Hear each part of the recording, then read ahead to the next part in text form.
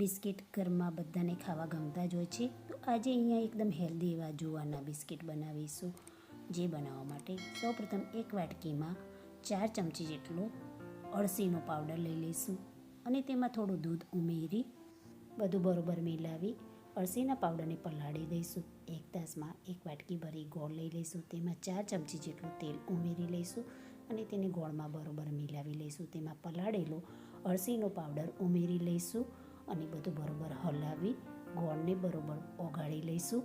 મારો વિડીયો તમને પસંદ આવતો હોય તો મારા વિડીયોને લાઈક, સબસ્ક્રાઈબ, શેર કરશો.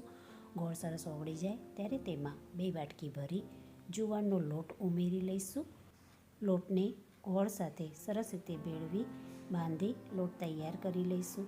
એક પ્લાસ્ટિક પર થોડું તેલ લગાવી દઈશું. બાંધેલા લોટમાંથી મોટો લોહો કરી લઈશું અને તેને પ્લાસ્ટિક ઉપર મૂકી કવર કરી અને ભાખરી જેવો થિકનેસનો રોટલો બનાવી તૈયાર કરી લઈશું.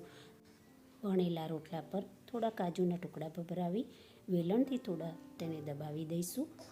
નાની વાટકી કે નાના ઢાંકણાથી કટ કરી બિસ્કિટનો શેપ આપી દઈશું.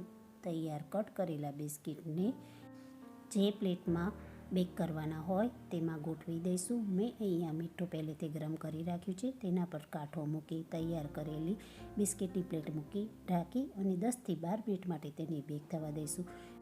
10થી 12 મિનિટમાં આ બિસ્કિટ બેક થઈ તૈયાર થઈ જશે. તેને એકદમ ઠંડા કરી ડબ્બામાં ભરી સ્ટોર કરીશું તો તૈયાર છે એકદમ હેલ્ધી ગોળ અને જુવારના બિસ્કિટ.